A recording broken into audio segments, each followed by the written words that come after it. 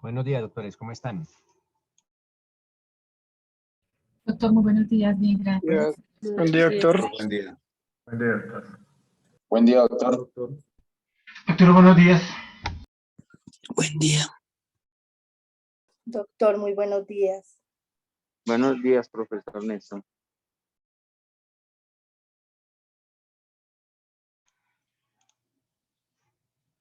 Bueno, doctores, ¿en qué artículo quedamos ayer? 209, doctor. Ah, bueno, perfecto. Entonces, el 209 nos habla de los actos sexuales con menor de 14 años. Ya todos nosotros, mis doctores, sabemos qué son unos actos sexuales, que son... Doctor, buenos días.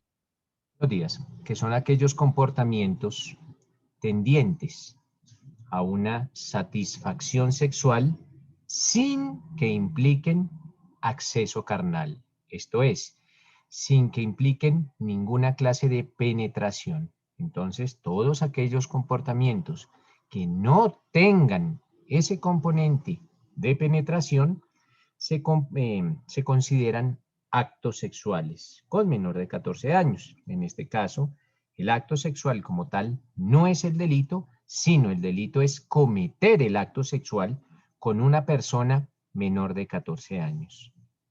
Repito, este delito no implica el ejercicio de la violencia. Cuando estemos frente al ejercicio de la violencia, pues acudiremos ya sea al acceso carnal violento o al acto sexual violento. Este delito de actos sexuales con menor de 14 años no implica el ejercicio de la violencia, simple y llanamente que se realicen actos sexuales con una persona menor de 14 años en su presencia o se induzca a esta persona a una práctica sexual. Entonces también les decía que el campo de protección estatal o el campo de protección de la norma es mucho más amplio, porque no solo se protege al menor que es víctima de los actos sexuales, al menor de 14 años que es víctima de los actos sexuales, sino también a cualquier otro menor de 14 años que eventualmente presencie cualquier comportamiento sexual o algún menor que se le induzca a la práctica de algún comportamiento sexual. Ojo, no hay violencia. Cuando exista violencia, acudiremos a los artículos que traen consagrada la violencia. Artículo 210, doctores. ¿Quién tiene la gentileza de leerlo? Artículo 210.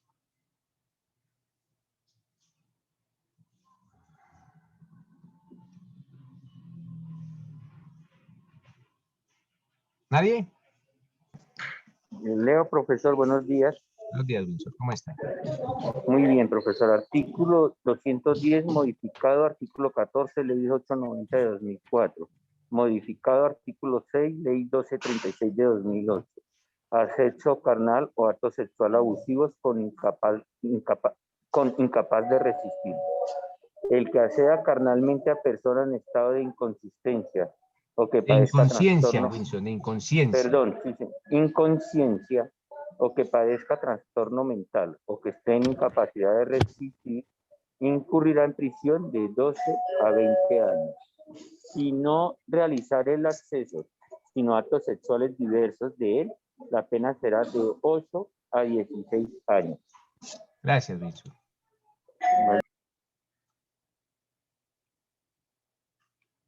Este delito, doctores, se diferencia sustancialmente del delito consagrado en el artículo 207. ¿Y en qué se distingue o en qué se diferencia, doctores? Básicamente, hablamos que sobre la víctima se van a realizar o actos sexuales o accesos carnales. Pero, ojo, pero esa víctima está en incapacidad de resistir. Está en incapacidad de resistir. En el artículo 207 el perpetrador del delito coloca a la víctima en incapacidad de resistir. Como en este artículo 210, la víctima ya está en incapacidad de resistir o por alguna circunstancia patológica o porque otro la puso así. Yo nunca la puse en incapacidad de resistir, ya estaba así. Cuando estudiábamos el artículo 207, les decía que el agente puede colocar a la víctima en incapacidad de resistir, suministrándole alguna bebida alcohólica, alguna sustancia química, alguna sustancia estupefaciente, incluso llegamos a contemplar la posibilidad de la hipnosis, pero el agente la coloca. Y después de que la ha colocado en incapacidad de resistir, pues sobre su cuerpo ejerce o actos sexuales o accesos carnales. Ese es el artículo 207. El artículo 210 es distinto, porque la víctima ya está en una incapacidad de resistir. Otro la colocó así, una víctima, por alguna patología que sufre, está en incapacidad de resistir. Un ejemplo, alguna persona que sufre de algún trastorno mental. Pues nótese que la gente nunca la puso en incapacidad de resistir, ya estaba así y se aprovecha de esa incapacidad de resistir para ejercer sobre su cuerpo, ya sea actos sexuales o accesos carnales. Otro ejemplo, la dama invita al caballero, esta dama, el caballero está en capacidad de resistir, la dama le suministra gran cantidad de alcohol, el caballero queda en incapacidad de resistir, pero la dama se va y el caballero queda en incapacidad de resistir. Ya quedó así, otra persona la colocó y llega otra dama y realiza sobre el cuerpo del caballero actos sexuales o accesos carnales. Nótese que aquí la gente nunca coloca a la víctima en una posición de resistir. La víctima ya está así, o porque otro la colocó así, o por alguna situación patológica. O está inconsciente, pero por otras circunstancias, no porque la gente la haya colocado de esa forma. ¿Qué nos dice Janet? Doctor, buenos días. Era para preguntarle si también puede suceder en una persona que sufre algún tipo de parálisis, digamos, de sus extremidades. Lo importante, Janet, es que esta persona esté en incapacidad de resistir. Si esa parálisis determina que está en incapacidad de resistir un ataque sexual, podrá hablarse de esa forma, pero es que aquí hablamos de alguna patología. Lo importante no hablemos de clases de patología que implican incapacidad o no de resistir. Esa persona puede morder, puede gritar, puede pedir auxilio, así tenga una incapacidad o alguna parálisis en sus extremidades. Lo importante es que se determine pericialmente, por medio de una prueba pericial, que esta persona, en virtud de esa patología, no podía resistir un comportamiento sexual sobre su humanidad, Janet. Listo, doctor, gracias. Luis Onofre. Profe, ¿se puede, en un ejemplo, en un accidente de tránsito, que una mujer vaya en su motocicleta o su bicicleta, tenga un accidente y quede inconsciente y la suban a la ambulancia y le hagan acceso carnal violento? ¿Puede ser ese ejemplo? No, Luis, porque si es un acceso carnal violento, pues no. será violento el acceso carnal. Violento, sí, doctor. Si es un acceso carnal violento, pues será el artículo 205, porque ese trae el concepto de violencia. No, el que estábamos hablando, profe, el 210. ¿Y cuál es el que estamos no hay hablando? No hay violencia, sino que está inconsciente y la viola. Claro. Entonces, empecemos. El acto es... Luis Onofre, empecemos a utilizar el lenguaje adecuado. Y la accede.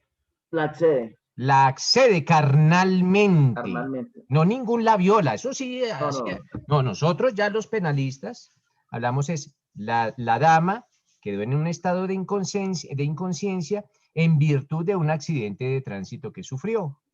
La suben a la ambulancia y ya sea el camillero o alguna de las personas o algún otro tripulante de alguna otra persona que se encontrare dentro de la ambulancia, la accede carnalmente o la toca, le hace alguna clase de tocamientos de índole sexual. Claro que sí, Luis Onofre, estaríamos ante un acceso carnal o acto sexual abusivo con persona en incapacidad de resistir, porque esta persona ya estaba en estado de inconsciencia en virtud del accidente de tránsito que sufrió. Entonces, el perpetrador del delito aprovecha ese estado de inconsciencia para realizar sobre su cuerpo ya alguna clase de vejámenes como un acceso carnal o acto sexual, Luis Onofre. Claro que sí.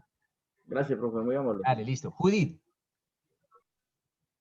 Profe, yo también creería que un incapaz, pues un niño, por ejemplo, o una niña de 5 años, que no sé, digamos, se quede en la casa con el tío porque le pidieron que la cuide y en ese momento aprovecha o para tocarla o para accederla carnalmente. No, Judith, no. ¿No? ¿Por qué? ¿Por qué? La respuesta es no. ¿Por qué? Porque sobre los menores de edad ya existe un delito, ya existe. ¿Cuál es? El acceso carnal abusivo con menor de 14 años o el acto sexual con menor de 14 años. Ya para eso, para los menores de 14 años existe el artículo 208 y el artículo 209. Ojo con el principio de tipicidad estricta. No podemos buscar un delito que se parezca, no, sino el delito que la ley consagra para esa conducta específica.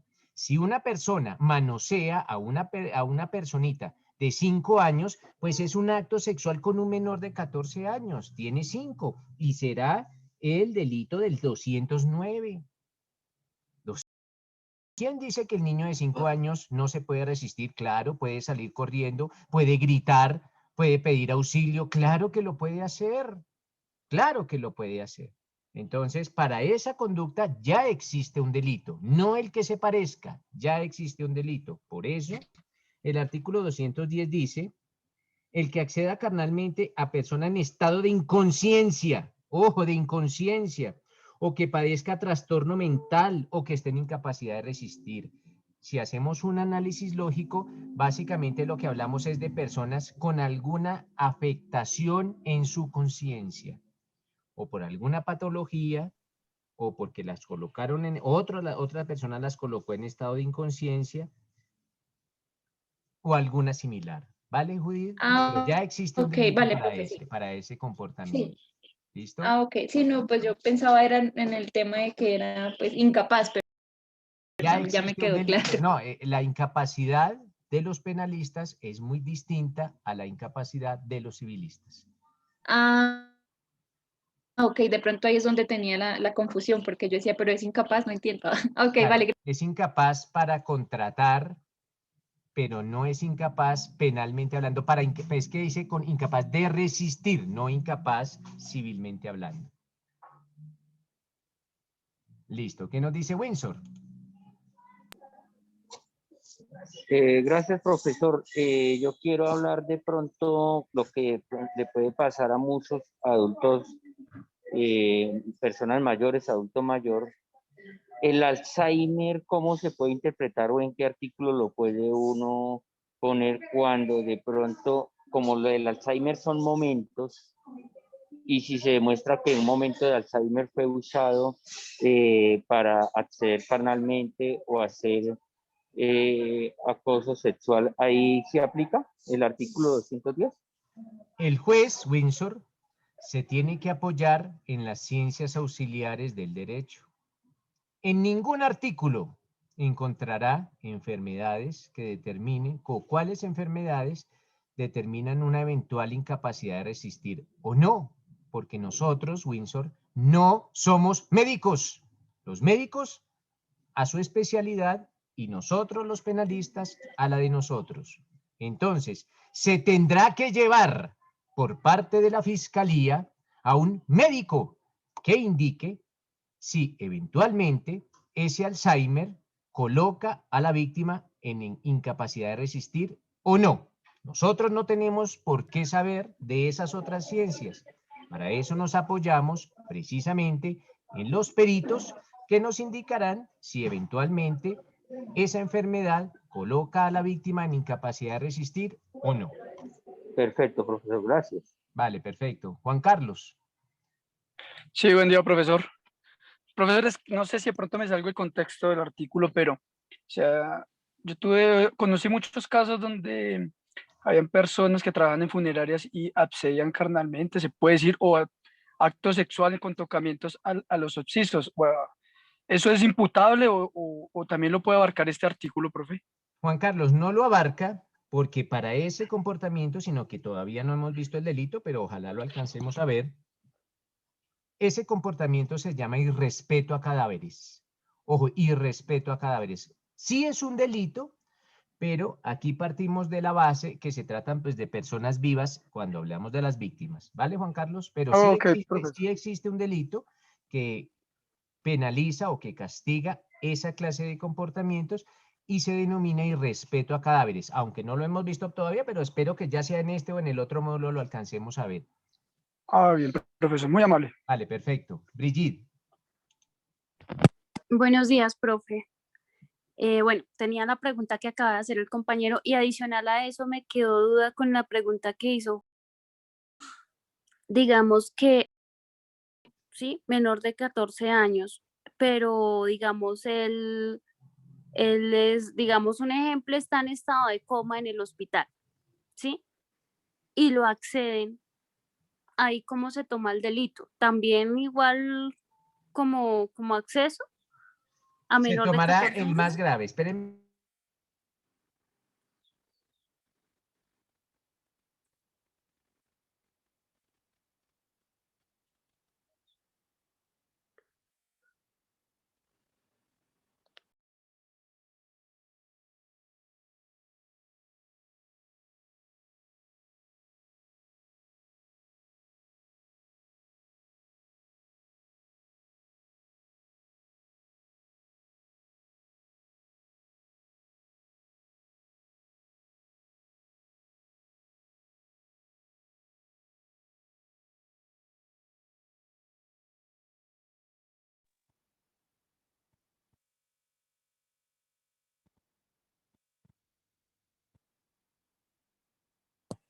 Qué pena, doctor, ¿no se escucha? No, Dijo que un momento. que un momento.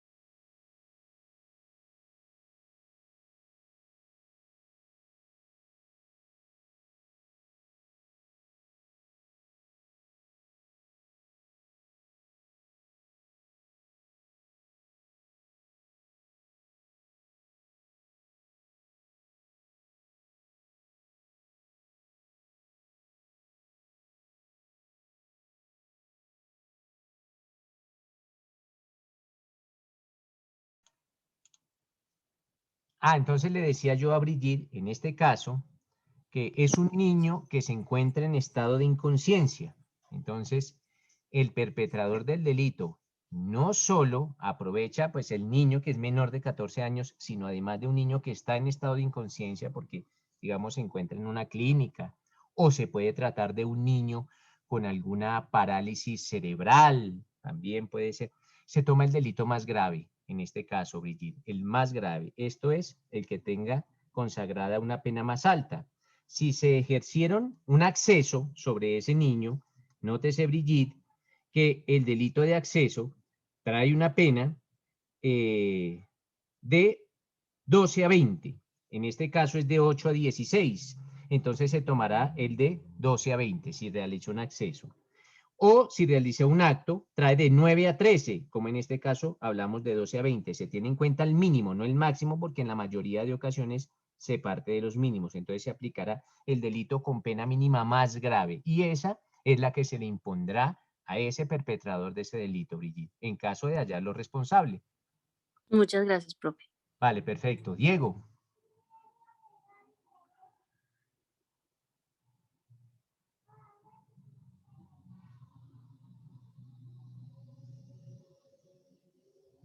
Diego Escobar.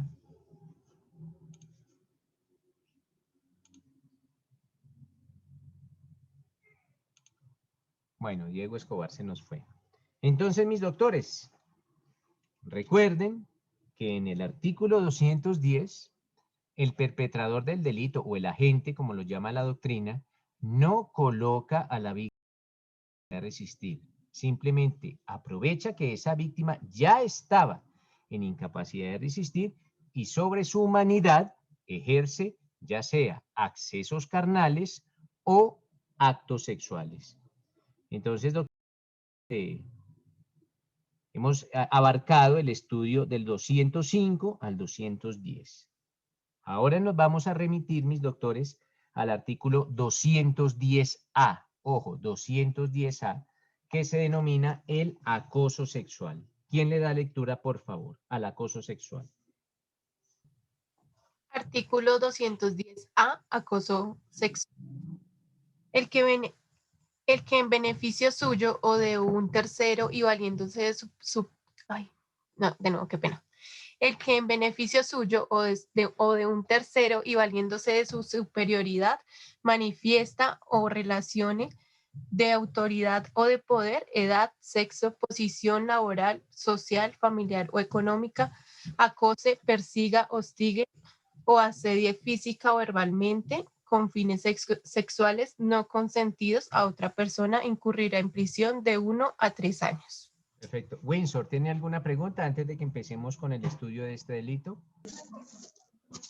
Profesor, de pronto, entendiendo todos estos artículos, yo quiero preguntar, por ejemplo, cuando ya se tipifica en la investigación de que aplica tal artículo para el que haya cometido el delito, mi pregunta es, ¿en qué casos siendo el mismo artículo a las personas no las condenan y a otras sí? ¿Es por las pruebas? Y segundo, en esto ya incluye que viene también, o no sé en qué artículo incluya, el tema de los crímenes cibernéticos de acoso sexual por lo que llamamos el sexting, creo que el otro no sé si es el morphing, y donde corren peligro mucho pues los niños. Entonces, era únicamente para querer comprender cuando aplica el mismo artículo, es las pruebas las que hacen que la persona quede capturada o que vaya a ser capturada o vaya a ser penalizada, profesor.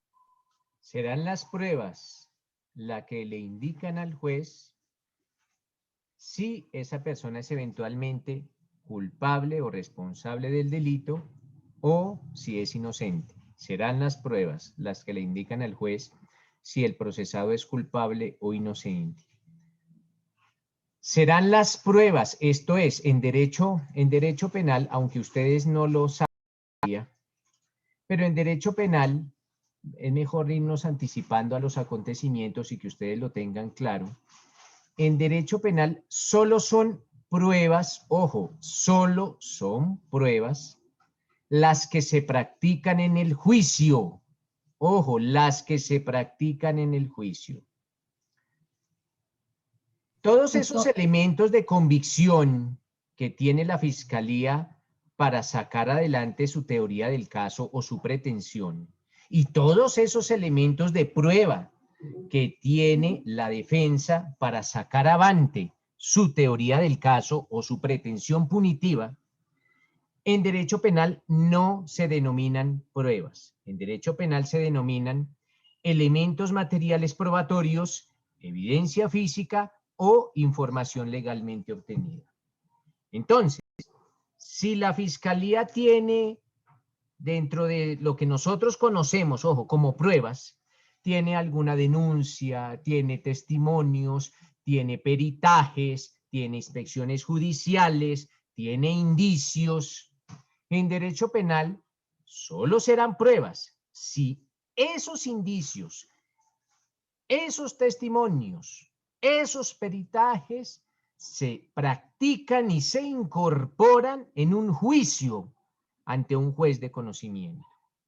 Antes del juicio no se denominan pruebas, se denominan elementos materiales probatorios, evidencia física o información legalmente obtenida. Para responderle la pregunta a Windsor, quien determina si una persona es inocente o culpable serán las pruebas que se practiquen en el juicio. Aunado a lo anterior, con relación a la segunda pregunta, el sexting no es delito todavía en nuestra legislación, así con ese nombre de sexting o morfino, como quieran decirle. Simplemente, si yo prendo una cámara y al otro lado de la comunicación está un menor de 14 años y le digo al menor de 14 años que realice comportamientos sexuales, pues estamos ante el delito de un acto sexual abusivo con menor de 14 años. Ese es el delito. ¿Por qué? Porque yo lo estoy induciendo a ese menor de 14 años por medio de las redes a realizar comportamientos sexuales. Y nótese que ese artículo, el de actos sexuales con menor de 14 años, dice el que realizare actos sexuales diversos del acceso con persona menor de 14 años o en su presencia o lo induzca a prácticas sexuales. Entonces, esa persona que valiéndose de la tecnología realiza comportamientos sexuales con menores de 14 años estará incurso en ese delito. Diego. Perfecto, gracias, profesor. Listo, Diego tiene la mano levantada, pero no ha podido comunicarse. Sí, profe. Yo tengo dos preguntas al respecto. La primera es, ¿existe en esos delitos de acoso sexual? Bueno, todavía no lo hemos explicado, Diego, todavía no lo hemos explicado. Perdón. No, discúlpeme, formulé mal la pregunta. En todos estos delitos sexuales, ¿hay algunos agravantes, es decir, que aumenten la pena? Claro que sí, Diego, pero todavía no hemos llegado allá. Es el artículo 11. Ya vamos a llegar allá. Bueno. Y la segunda pregunta, profe, que no tiene nada que ver con los delitos sexuales, pero que su merced lo acaba de decir, es que en unos próximos módulos, ¿qué otro módulo tiene su merced? Como para poder uno tratar de estar en esa misma táctica. Pues básicamente eso es una especulación, yo decirles qué módulo tengo, pero sí sé qué módulos tienen ustedes. Ustedes vienen ahora con otro módulo de Derecho Penal Especial, porque nótese, para Diego y para todos, nótese que no todos los delitos se alcanzan a ver en 2 módulos. De hecho, ni siquiera en 10 módulos, porque esto es una materia que, por ejemplo, cuando yo estudié esto, lo estudié en 2 años. En 2 años seguidos estudié los delitos del Código Penal y no alcanzaron. Entonces sí sé que acorde con el programa, pues ustedes tienen otro módulo de Derecho Penal Especial. Aunado a eso, tienen un módulo de procesal penal en el cual ya van ojalá, si les toca conmigo, bienvenido sea. Si no les toca conmigo, con un buen profesor, exíjanle que les enseñe los 2 procedimientos que están actualmente en Colombia, esto es la Ley 600 del 2000 y la Ley 906 del 2004, y posterior a ello, Diego, existirá otra materia en el pénsul que se denomina Consultorio Jurídico 4, que es la última materia que viene antes del grado, en la cual se hacen las prácticas, Diego. Pero eso sí, ya que les toque conmigo o no, pues será una cuestión como del azar, porque pues ya cuando se acabe la virtualidad, ya no puedo seguir dictando clases sino en la noche, porque pues en el día tendré que ir a trabajar a mi trabajo normal.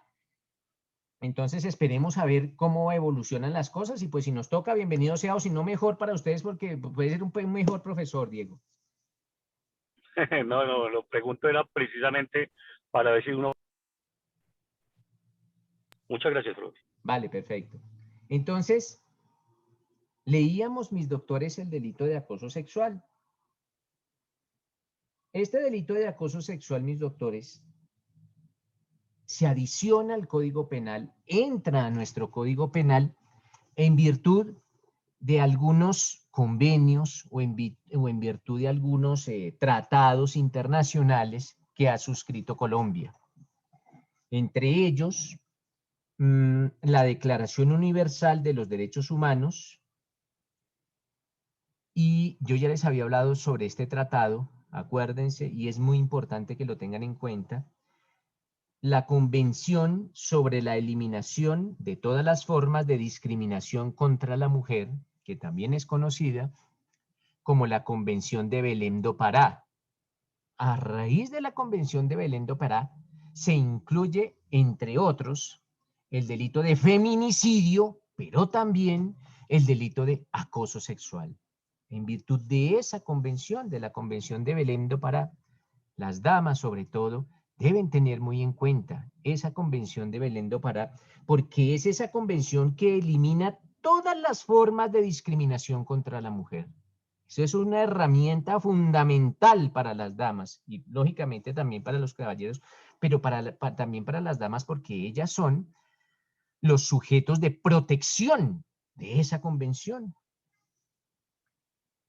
Asimismo, mis doctores, este delito de acoso sexual ingresa a nuestro ordenamiento jurídico por otras convenciones. Parece extraño, pero no son convenciones firmadas con Organización Internacional del Trabajo, con la OIT. Y nos preguntamos, ¿y por qué la Organización Internacional del Trabajo va a solicitar cuestiones de índole penal? Básicamente, mis doctores, porque en virtud de las relaciones laborales se presenta mucho acoso sexual, en la cual también tiene que protegerse al trabajador.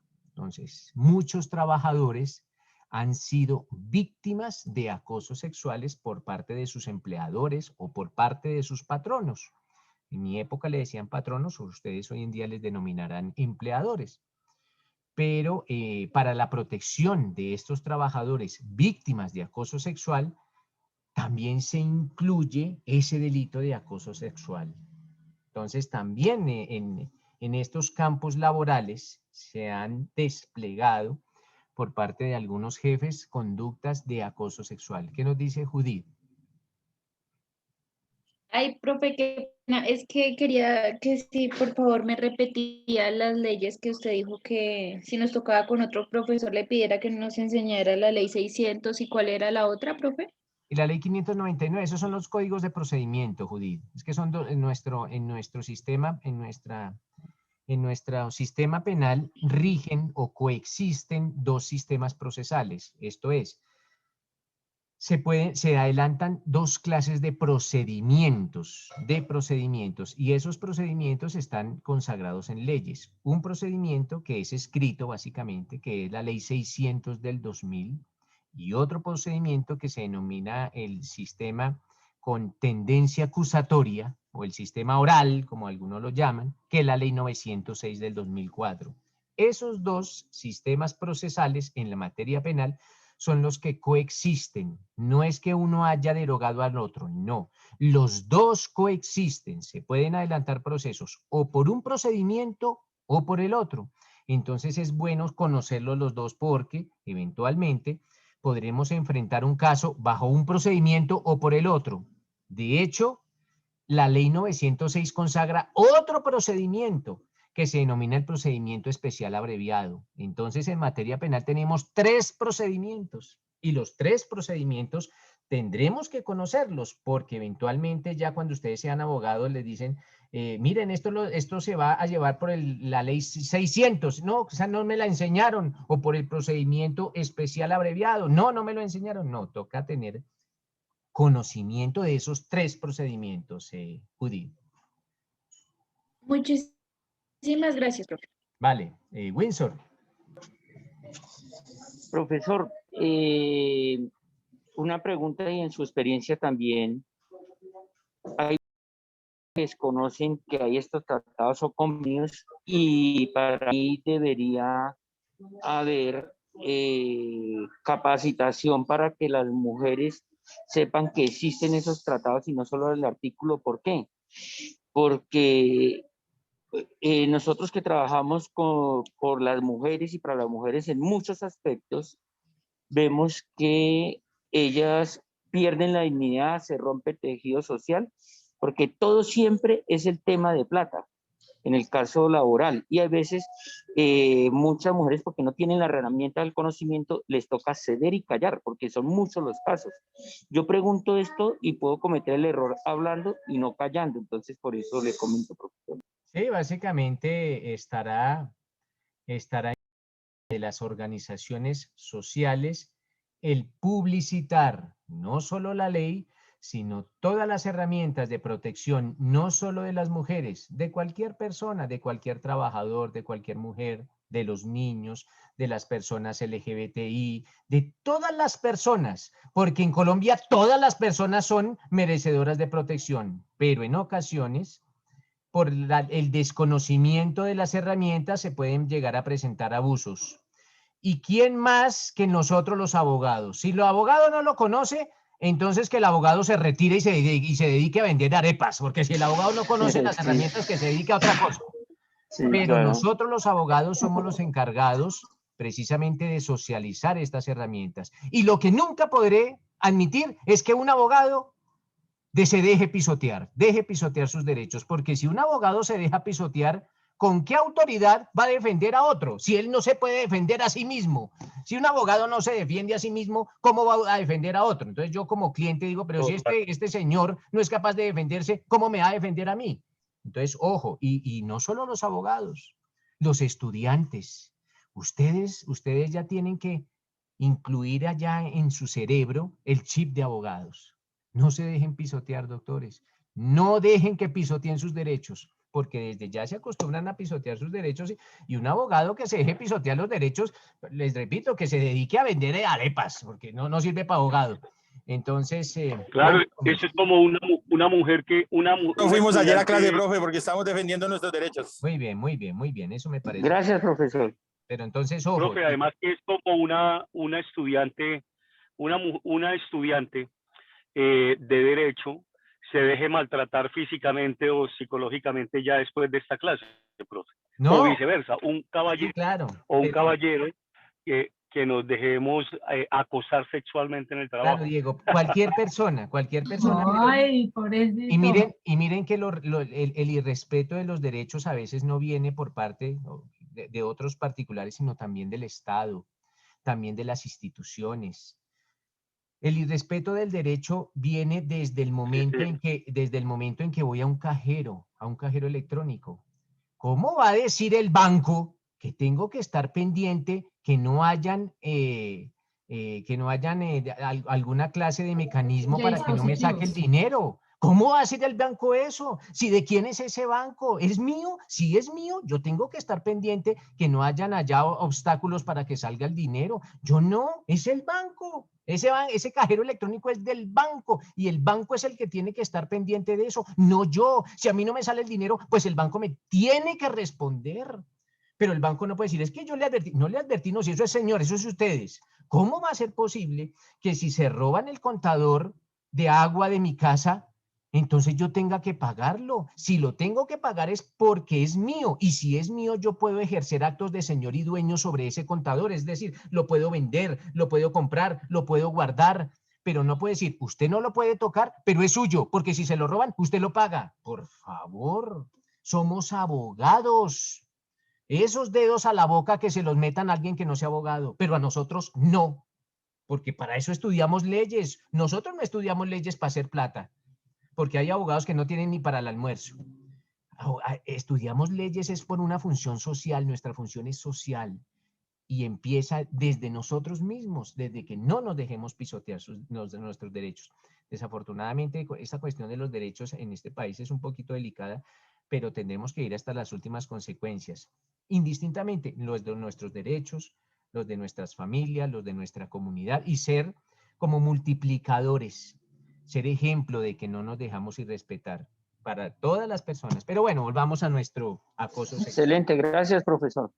Volvamos a nuestro acoso sexual. Les decía a mis doctores que este acoso sexual ingresa a nuestro ordenamiento en virtud de algunos convenios o de algunos tratados internacionales, ya sea básicamente la Convención de Belén do Pará y los tratados que se han firmado con la Organización Internacional del Trabajo. Y les decía por qué, porque en el ámbito laboral y en el campo laboral se presentan muchos acosos sexuales. Básicamente, mis doctores, aquí hablamos como del perpetrador del delito o lo que ustedes los penalistas conocen como el sujeto activo del delito o el agente, le llamo yo. Ese sujeto activo del delito, pues puede ser cualquier persona, pero no tan cualquier persona. Esa persona que comete ese delito, esa persona que comete ese delito de acoso sexual, tiene que tener una relación con la víctima. Debe existir una relación con la víctima, pero esa relación es de poder. Ojo, no es una relación sentimental, es una relación de poder. Y esa relación de poder se suscita ya sea en el ámbito laboral, o en el ámbito académico, o en el ámbito social, o en el ámbito económico. Y utiliza precisamente esa relación de poder para ejercer sobre la víctima alguna clase de comportamiento. Y esos comportamientos, acorde con la Organización Internacional del Trabajo, esos comportamientos pueden ser insultos, pueden ser observaciones, pueden ser bromas, pueden ser insinuaciones de carácter sexual, comentarios inapropiados sobre la víctima, digamos su forma de vestir, su físico, su edad, su situación familiar, su situación personal. También se pueden generar contactos físicos innecesarios, deseados, ojo, no deseados, contactos físicos innecesarios y no deseados como tocamientos, como caricias, como pellizcos, observaciones molestas u otras formas de hostigar verbalmente a la víctima, miradas lascivas o miradas de deseo, gestos relacionados con la sexualidad, invitaciones comprometedoras, solicitudes de favores sexuales, repetitivos. Esto es, si el jefe invita a su secretaria a las 3 R's, Rosa, Restaurante y Residencias, y la secretaria dice que no, y el jefe no hace nada más, ya no se configuraría un acoso sexual. Él asimiló que la chica no quiere salir con él, ya. Pero si el jefe insiste e insiste, ya la cuestión se vuelve repetitiva, sí se podrá llegar a configurar un acoso sexual. Ya sea en cualquier relación, ya sea laboral o académica o social o económica, pero siempre tengamos en cuenta, mis doctores, que el perpetrador del delito ostenta una posición de superioridad, No se podría hablar de un acoso sexual cuando el subalterno, ojo, el subalterno invita a su... No, porque entre subalterno y jefe, o sea, el subalterno no tiene una posición de superioridad sobre su jefe. Ese grado de superioridad no existe, o lo que denominamos esa relación de poder. Él no se está aprovechando ni ninguna relación de poder porque antes es su inferior jerárquico.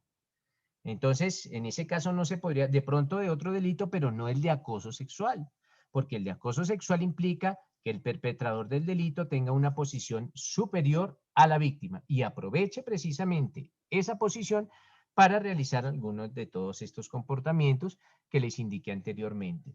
¿Qué nos dice Janet? Doctor, en el caso que de pronto se vaya a denunciar este acoso sexual, pero el jefe de pronto diga, no, es que yo tenía una relación consentida con ella, éramos novios, bueno, en fin. ¿Cómo se puede establecer? Escuché un caso muy cercano que yo creo que todos escucharon con el personero de Bogotá, y eso pues así no paró en nada porque estaban supuestamente teniendo una relación. Entonces, ¿ahí cómo? Porque se Son las suponía. pruebas, Janet, las pruebas dirán. De hecho, creo que no era el personero, creo que el defensor del pueblo, Ah, sí, con sí, el Otálora. defensor del pueblo. Con Sí, Otálora. Otálora. No, pues las pruebas lo dirán, Janet. O sea, nosotros conocemos el tipo penal, conocemos el delito, pero ya será la estrategia de la defensa o la estrategia de la fiscalía qué pruebas tienen. Básicamente, en el caso de Otálora sí se determinó que existía una relación consentida. Se determinó eso. Sino que la muchacha, cuando Otálora no la nombró en un puesto que ella quería ostentar, ella se inventó ese cuento. Las pruebas, todo lo dirán las pruebas, Janet. Yo no le puedo indicar a Janet cómo se prueba una determinada circunstancia o no, porque eso no lo dirán los hechos.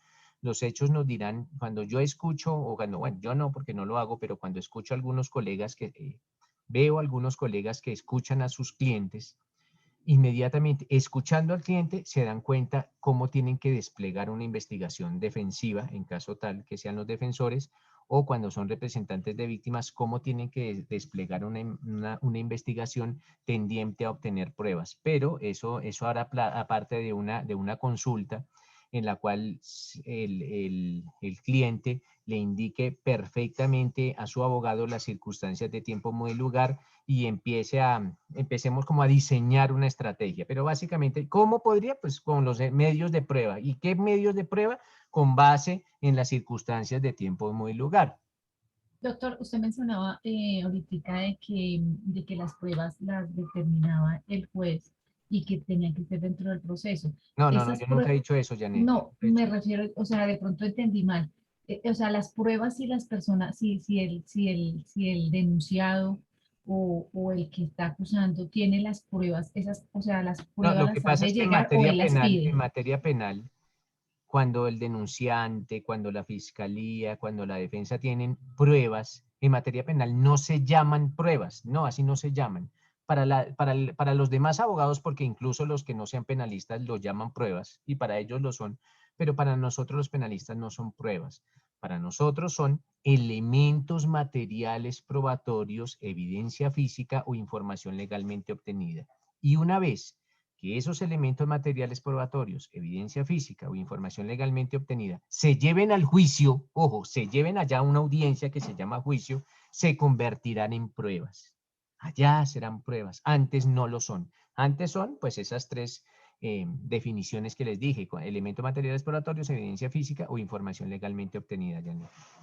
Ah, ok, doctor, gracias. Sí, sino que es como para ser muy técnicos en nuestro lenguaje, porque algunos abogados penalistas dicen, tengo estas pruebas, y no, qué pena, no son pruebas, son elementos materiales probatorios. Pruebas serán cuando ya estén en el juicio y cuando ya se hayan incorporado en el juicio. Eso lo podrá decir un civilista, un laboralista, un administrativista, claro que sí, porque ellos sí consagran ese concepto de pruebas, pero para nosotros los penalistas no cambia.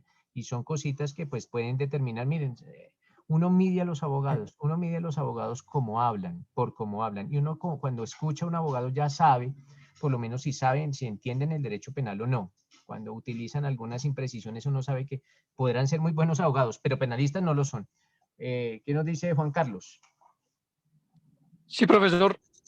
La figura esta que se ve tanto en los colegios con los profesores hacia los alumnos, digamos lo que el profesor empieza con un acoso sexual hasta terminar con un acto sexual del artículo 209, ¿qué se imputaría ahí, profesor? ¿Se imputa un concierto de delitos o cómo se llevaría la figura ahí, profesor? Claro, pero Juan Carlos, deme las circunstancias de tiempo, muy lugar, porque yo no sé cuántos años tiene el profesor, yo no sé cuántos años tiene la víctima, yo no sé qué fue lo que le hizo el profesor a la víctima. Miren que todo esto puede cambiar. Juan Carlos me da un caso, pero yo no le puedo hablar, digamos, como tan generalmente. Digamos, mire, la víctima tenía 12 años o 13 años o 15 años y el profesor tenía 30 y lo que le hizo fue tocarla o un acceso carnal. Todas esas circunstancias de pronto pueden llegar a variar, digamos, la respuesta. Pero entonces, en el caso que nos dice Juan Carlos, si tiene una aproximación, ¿qué pasó, Juan Carlos, en ese caso? O en No, ese, profesor, una pregunta, un caso hipotético. sí, señor, la menor es de 13 años. Sí. Está, digámoslo, Y el en profesor primero tiene bachillerato. 30, por ejemplo. El profesor tiene 30. Listo. Entonces el profesor empieza a acosarla. Ajá. En el sentido de las materias, que la pasa. ¿Qué le hace el profesor, aparte del acoso, qué le hace a la alumna? No, inicialmente el acoso, profesor, y después empieza Perfecto. con los tocamientos, con lo del artículo 209, que son los actos sexuales. Sí. Pero no la llega a acceder carnalmente, se puede decir. Entonces aquí hablamos de dos delitos. Primero, del acoso, y segundo, de los actos sexuales con menor de 14 años. Entonces hablaríamos de dos delitos. Primero, el acosar, porque el acosar es un delito autónomo, el haberle hecho todas esas insinuaciones o decirle que si no está con él pierde la materia o qué sé yo. Y aparte de eso, esos tocamientos de índole sexual con una persona menor de 14 años también serán consideradas delitos. Entonces, en ese caso estaríamos ante un concurso heterogéneo de delitos. Acoso sexual con el de actos sexuales con menor de 14 años. ¿Y se le imputaría la pena más grande No, de algunos de los delitos? ¿O se Juan le... Carlos, que cuando estamos ante un concurso de delitos, el artículo 31 nos dice que se impone la pena del delito más grave, aumentada hasta en otro tanto, sin que llegue a ser la suma aritmética. Ah, sí, señor, esa era la inquietud. Bueno, profesor, muy amable, gracias. Listo, Juan Carlos, perfecto. ¿Qué nos dice Jairo? Buen día, doctor. Estoy escuchando las preguntas de los compañeros en este me arrojó una idea y más se desencadena también una duda, volviéndome a los artículos anteriores sobre los actos sexuales. Esos actos sexuales se pueden aplicar a cuando son en cónyuges, por lo menos los actos sexuales capaz de resistir se pueden.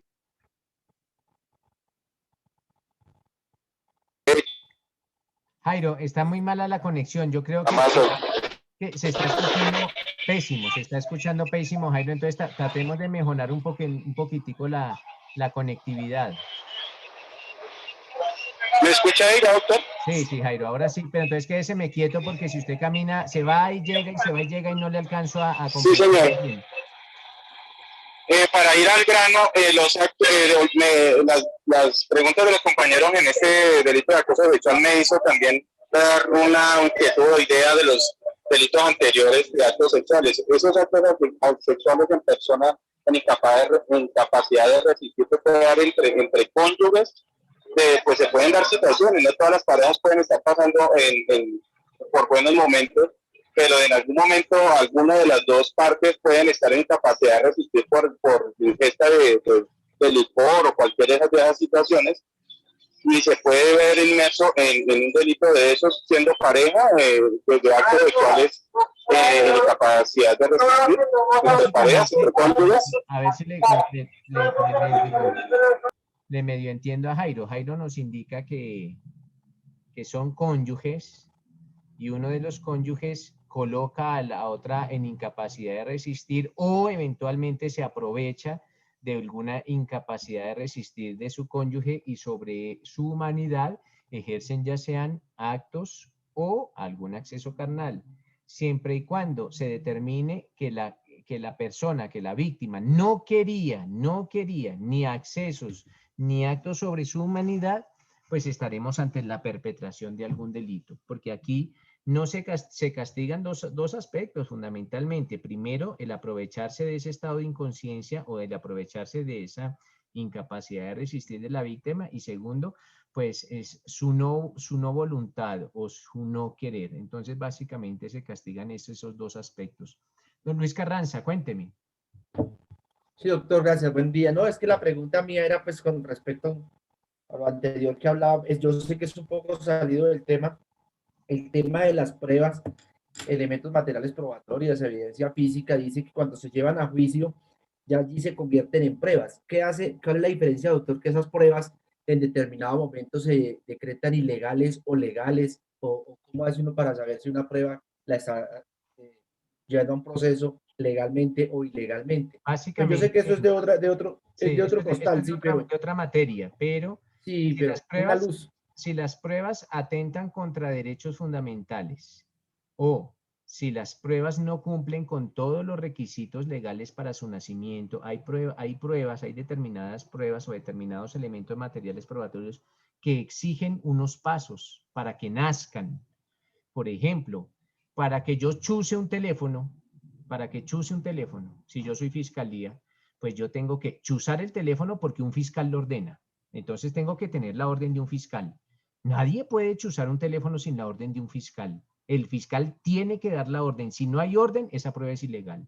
Y después de que haya chuzado el teléfono y tenga las resultas o las grabaciones comprometedoras, tengo que ir a donde un juez que se denomina juez de control de garantías para legalizar lo que incauté, esas comunicaciones. Tengo que ir, si no voy, la prueba es ilegal. Entonces, ese es un ejemplo. O por ejemplo, otro ejemplo, si voy a practicar una inspección corporal, esto es, voy a tomar una muestra de saliva, una muestra de semen o una muestra de cabello para determinar un ADN, pues tengo que ir a donde un juez y el juez me da el permiso.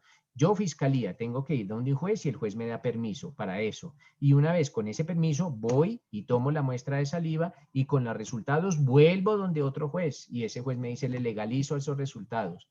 Esos son muchos ejemplos. Eso es claro que eso lo aprenden como en octavo semestre. O por ejemplo, si voy a extraer la información de un celular de la víctima, por ejemplo, o del procesado, porque dice que de pronto el procesado llamó a un número telefónico a extorsionar a alguien y resulta que en ese número telefónico nunca salió esa llamada, pero yo tengo que ir donde un juez a que me permita, yo como defensa tengo que ir donde un juez a que me permita revisar la información que hay en ese teléfono, la información que hay en el disco duro. Miren, no todo lo que es, bueno, de hecho, nada de lo que se borra en los teléfonos se borra definitivamente. Nada. Nada, toda la información queda ahí. Eso cuando ustedes les dan borrar, eso es para ustedes, eso es una mentira, porque en los discos duros queda todo. Eso se llama, y todo se obtiene mediante extracciones físicas. Hay una extracción que se llama extracción física de todo lo que hay en un celular. Por ejemplo, entonces yo tengo que ir donde un juez para que me autorice la extracción de esa información de ese celular y después de que haya obtenido la información, tengo que acudir a donde otro juez para que me legalice esos resultados. Y una vez ya con todos esos procedimientos, el día del juicio, voy y le llevo eso al juez del juicio. Pero le digo, mire, señor del juicio, esta prueba es legal porque yo ya fui un juez de control de garantías antes de chuzar el teléfono, después de extraer la información del teléfono. Entonces, eso hace que la prueba sea legal.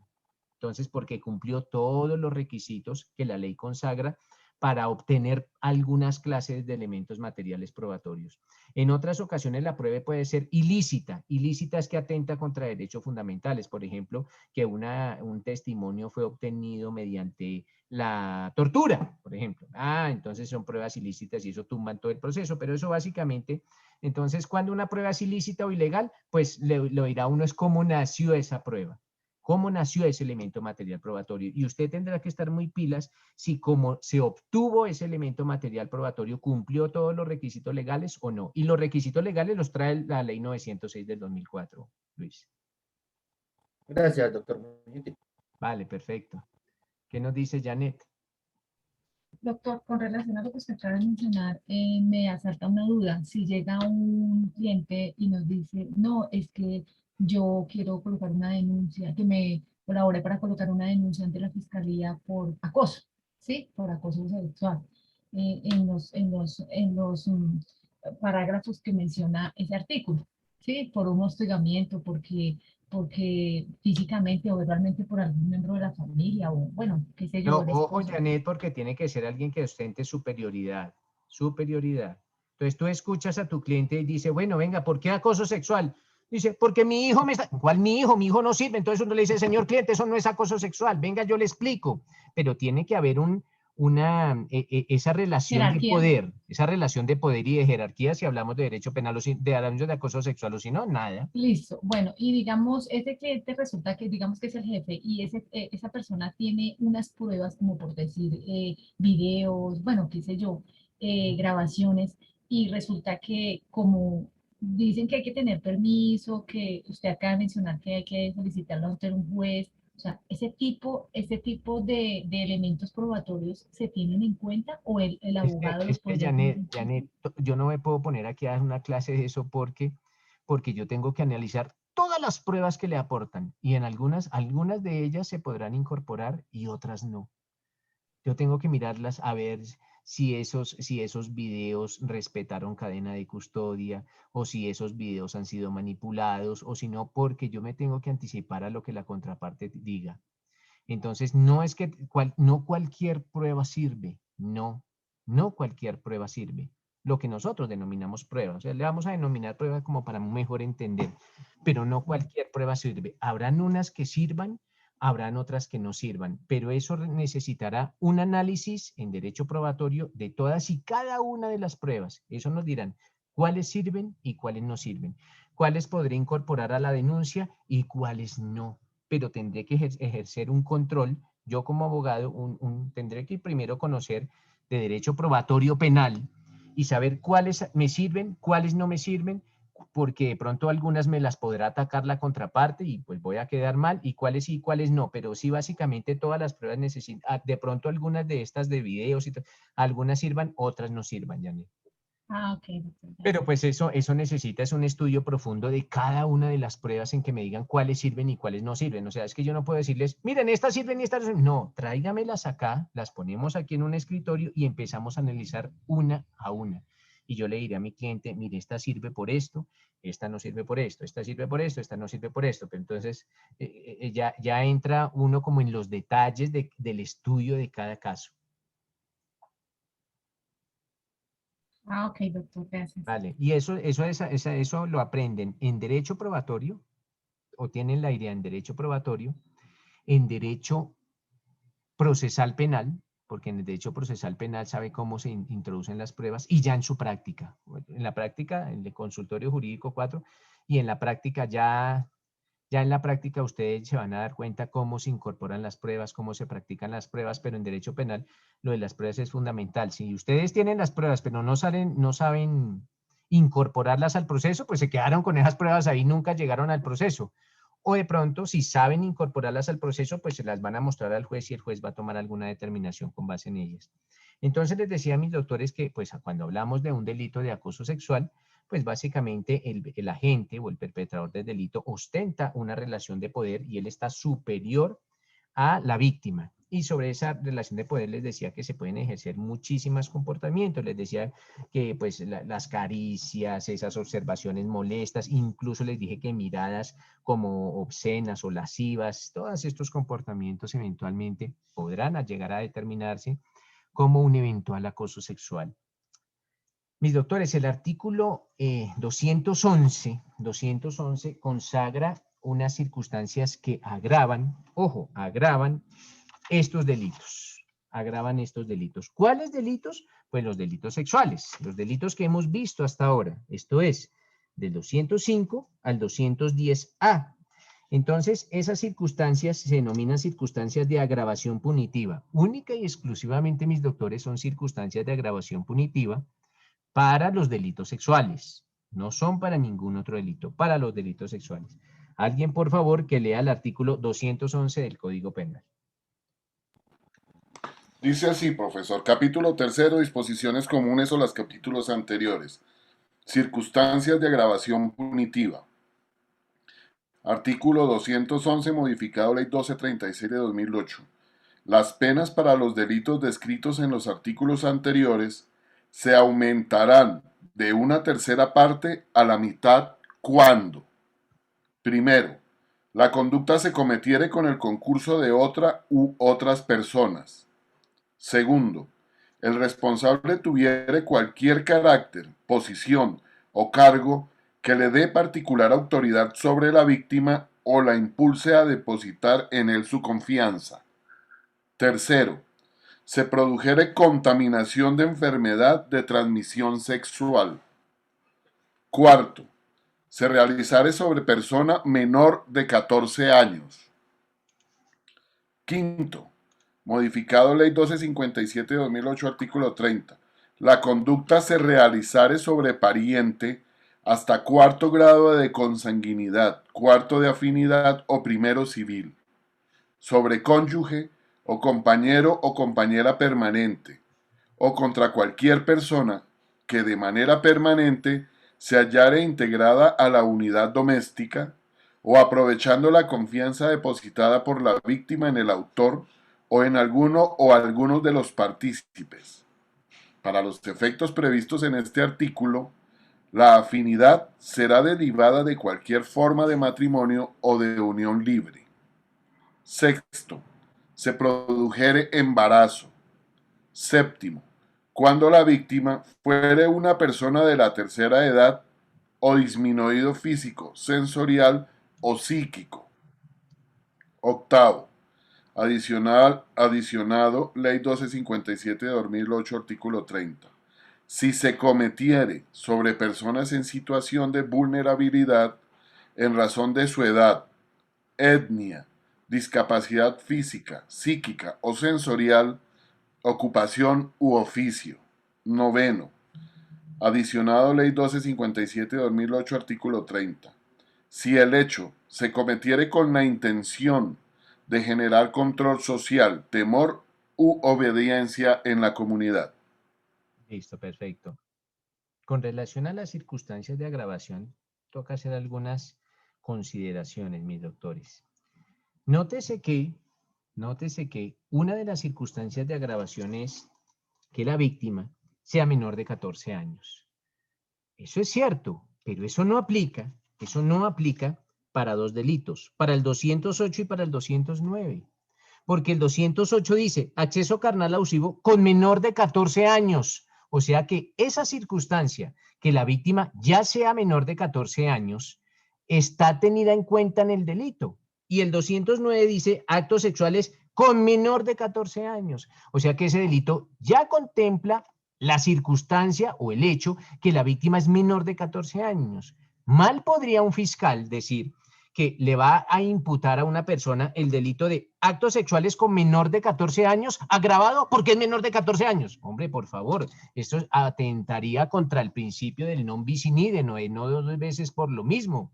No, esa circunstancia de menor de 14 años se tendrá en cuenta o para un acceso carnal violento, o por un acto sexual violento, o por un acceso carnal o acto sexual en persona puesta en incapacidad de resistir, o para un acceso carnal o acto sexual abusivo con incapacidad de resistir, o para un acoso sexual, pero no para el delito de acceso carnal abusivo con menor de 14 años, ni de actos sexuales con menor de 14 años, porque esa circunstancia ya fue tenida en cuenta por parte del legislador al momento de consagrar ese delito.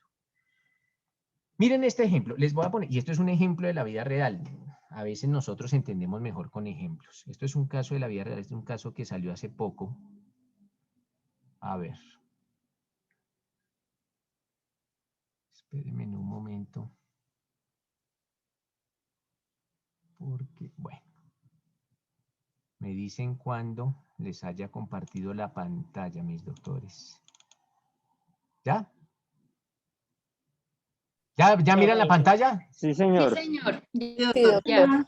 Listo. Miren, mis doctores, cómo están relatados los hechos en esta sentencia. Esto es una sentencia, esto no me lo estoy inventando, esto ocurrió en la vida real, pero noten la forma en que se debe redactar para no prestar, miren, por eso yo les digo, no inventen cosas en los casos.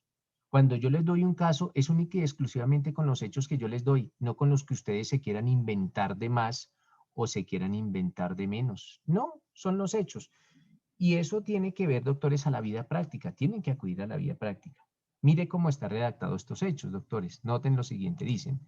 Los hechos demostrados en el juicio oral. Esto quiere decir que esto fue lo que se demostró. No más ni menos, sino eso fue lo que se demostró. Entonces no inventen más, ni inventen menos. Eso fue lo que se demostró. Y con base en esos hechos que se hayan demostrado, el juez tendrá que tomar una determinación. Con base en lo que se haya demostrado, no es lo que en base en lo que diga el fiscal, ni el discursito del fiscal, ni el discursito del defensor. No, es lo que se demuestre, lo que la fiscalía demuestre o lo que la defensa demuestre. Porque discursos cualquiera dice, pero pruebas, deme las pruebas y les daré el derecho. Entonces dicen estos hechos. Los hechos demostrados en el juicio oral soportados en las pruebas practicadas, se presentaron en el mes de septiembre del 2017 en un bien inmueble, casa, ubicada en el barrio Patio Bonito de esta ciudad capital, cuando se celebraba un almuerzo familiar. El señor XXX, aquí está el nombre, pero bueno, para que de pronto hasta lo conocen, se encontraba recostado en una habitación del inmueble mirando televisión. La prima hermana del procesado, Miriam Janet Gutiérrez, también se encontraba en dicha reunión junto con su menor hija. Aquí está los iniciales de las menores hijas. No se colocan los nombres, no se coloca el nombre de la niña. ¿Por qué? Y yo lo explico, dice, se omite identificar a la menor por respeto a su dignidad y al derecho a un nombre de acuerdo con los tratados y todos los tratados que a mí me facultan para no colocar ese nombre. El nombre de niños que son víctimas de delitos sexuales. De hecho, el Código de la Infancia y Adolescencia, la misma Constitución. Yo tengo, o sea, yo no. Cualquier persona, cualquier juez tiene que colocar del por qué hace lo que hace. Porque nótese que aquí le estoy enviando un mensaje al procesado.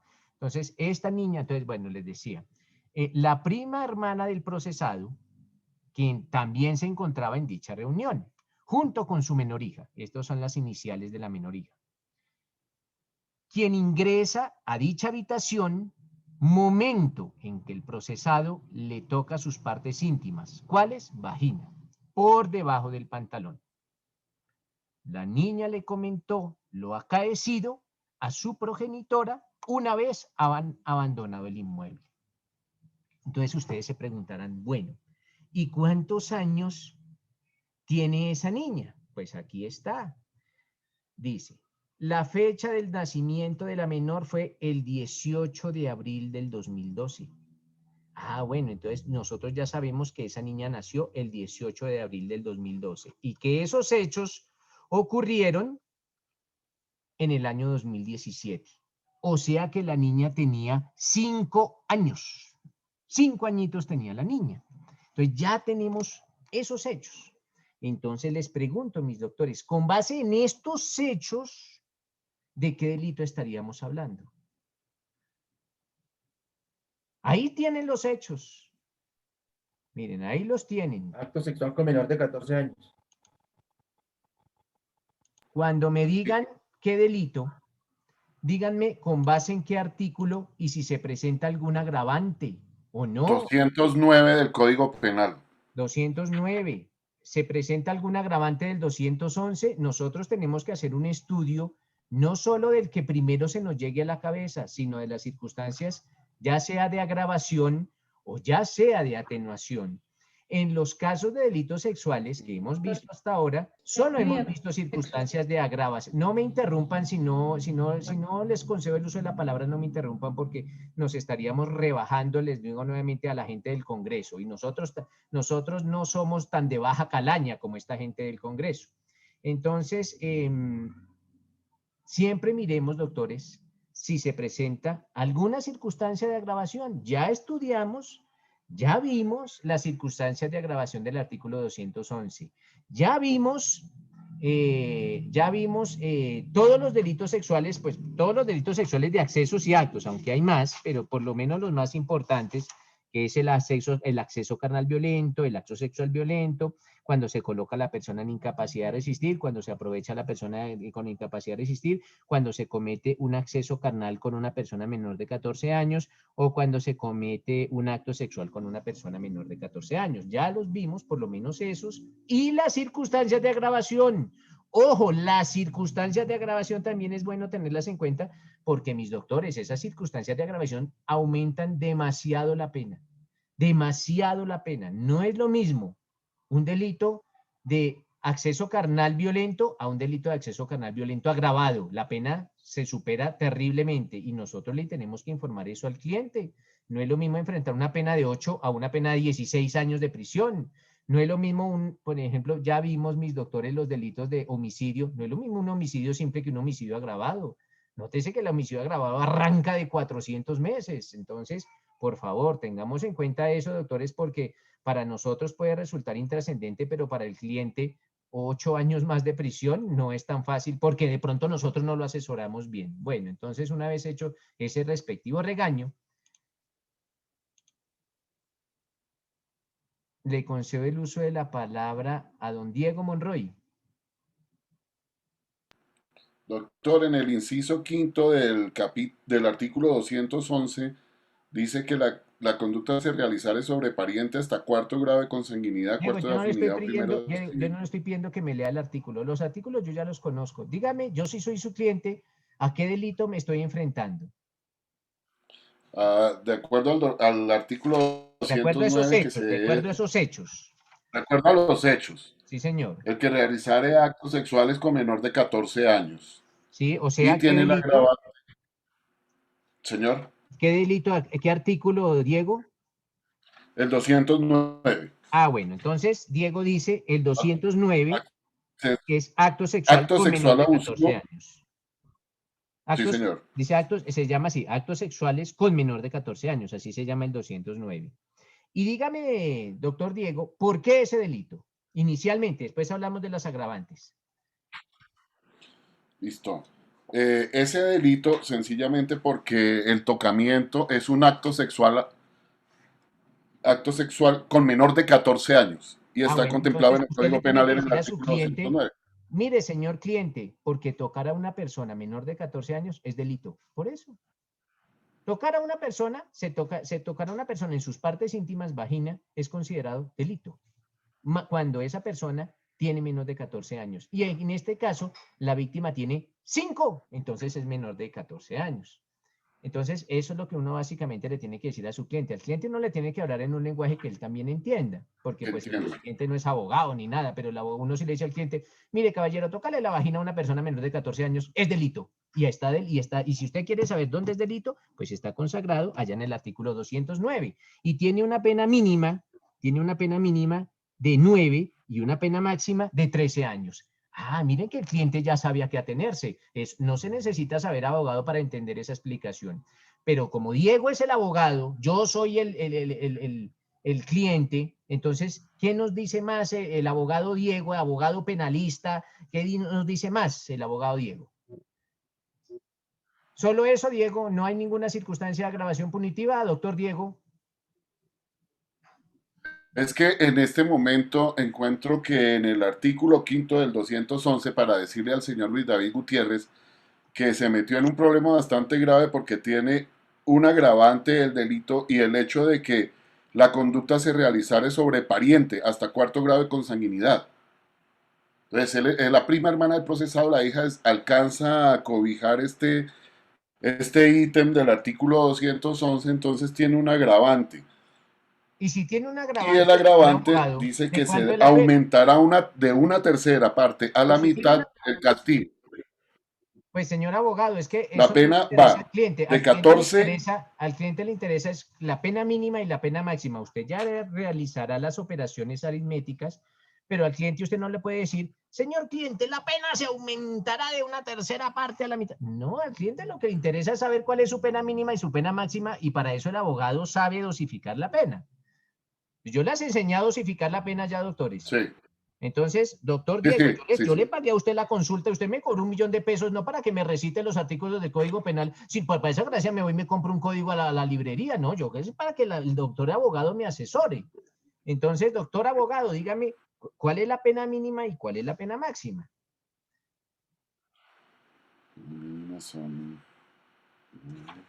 Esas consultas, porque para cobrar sí rapiditico, pero para asesorar al cliente, entonces ahí sí empezamos a, oh, ay, que venga, que juegue. No. La Es que plata ya está. esta calculadora solo tiene más, no tiene porcentajes casi. Claro, sí, no, eso no le puedo decir al cliente, Diego, que es que la calculadora, porque... No, ya la saco. Bueno, mientras Diego hace ya las operaciones aritméticas, ¿qué nos dice Pilar?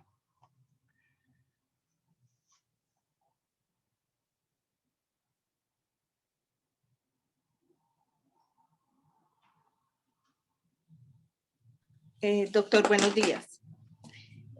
Bueno, yo diría que se indica el delito acto sexual con menor de 14 años en concurso simultáneo a título de dolo ¿En concurso con cuál delito, Pilar? ¿En concurso con cuál?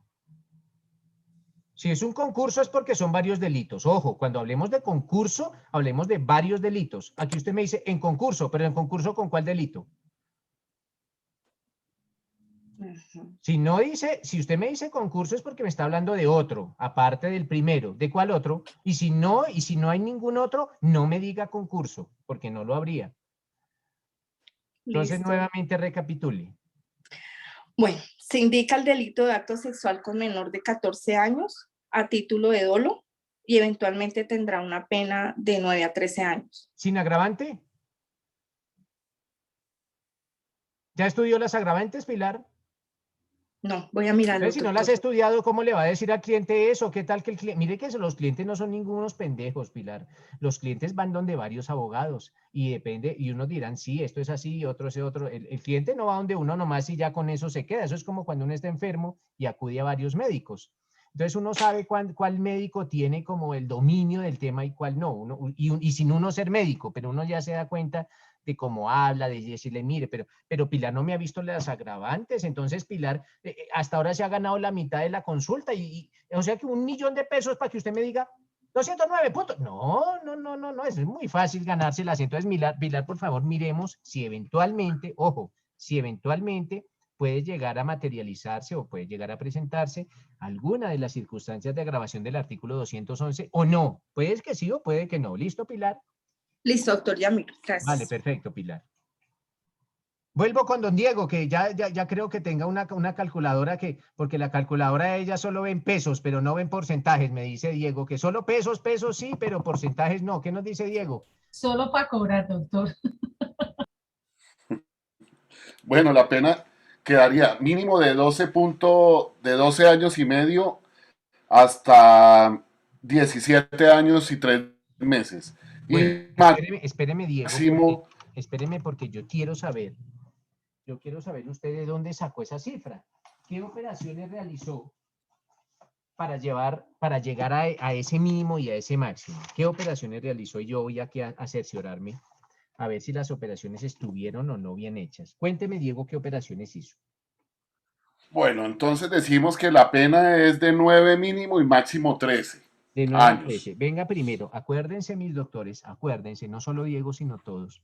Acuérdense que lo primero que tengo que hacer es convertir esos años en meses. Eso es lo primero que tengo que hacer, convertir los años en meses porque pues trabajar en meses me resulta mucho más fácil. Entonces, nótese que 9 años son 108 meses. ¿Cierto, Diego? Sí, doctor. ¿Sí está Diego ahí? ¿Qué pasó, Diego? ¿Se dañó la calculadora? Sí, estoy presente, estoy haciendo cuentas también, doctor. Ah, bueno, entonces 9 años, ¿cuántos meses son, Diego? 9 por 12. 108 meses. Bueno, ¿y 13 años cuántos meses son?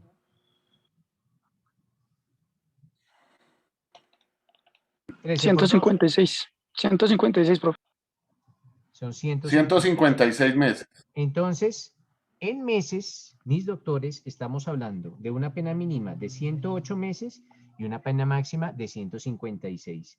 Como el doctor Diego nos dice que aquí se presenta una circunstancia de agravación punitiva, ¿cuál es la consagrada en el numeral quinto? Esto es que se presenta la conducta sobre un pariente hasta 4º grado de consanguinidad. Eso dice el abogado. Entonces, le vamos a hacer el aumento. Dice el artículo 211 que en esto, si se presenta alguno de estos casos, las penas se aumentan de 1/3 parte a la mitad. Ojo, de 1/3 parte a la mitad. Entonces el doctor Diego, muy sabiamente, se remitió al artículo 60. Y el artículo 60 del Código Penal indica que cuando una pena se aumenta en 2 proporciones, la menor se aplica al mínimo y la mayor al máximo. Ojo, la menor al mínimo y la mayor al máximo. Eso lo dice el artículo 60 por allá, creo que en su segundo inciso.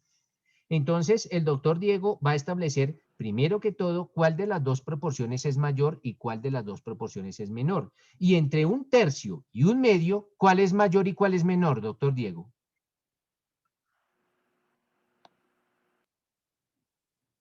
Tiene apagado el micrófono, doctor. Ya. Es menor un tercio que un medio. Entonces, un tercio es menor que un medio.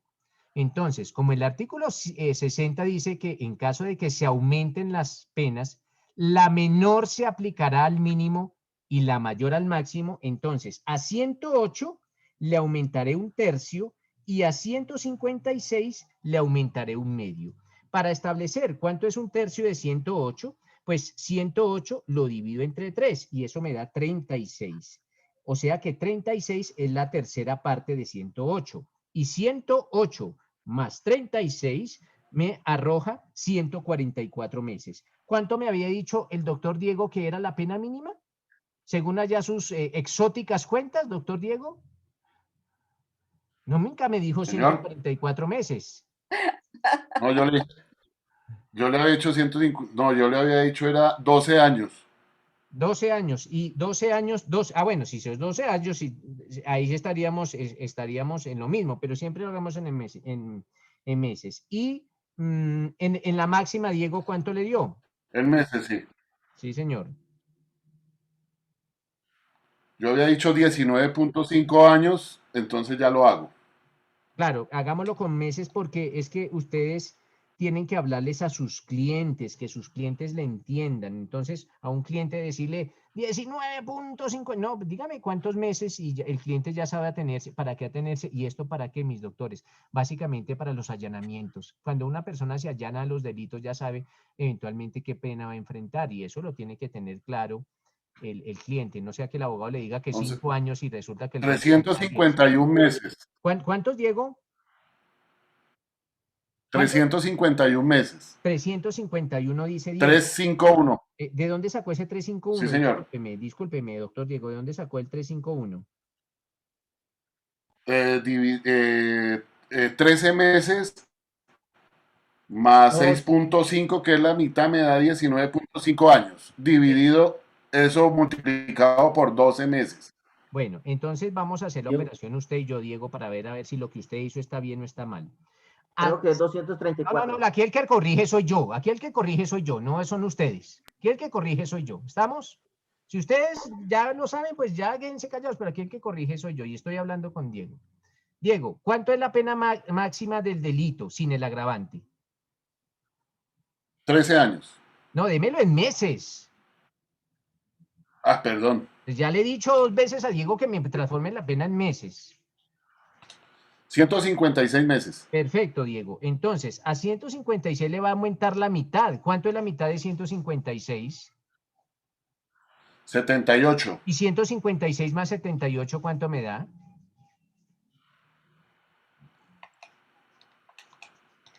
234 meses. ¿Y porque usted me dijo que 300 no sé qué cuántos meses? ¿De dónde sacó esos 351 porque había hecho mal la... Tampoco me asuste al cliente diciéndole que 300 y pico de meses cuando son 234. Entonces... 234. Vale, entonces, pero sí quedó entendido para Diego y para todos. Sí, doctor, sí, mucho. Y es mejor empezar en meses para agilizar, es mucho más.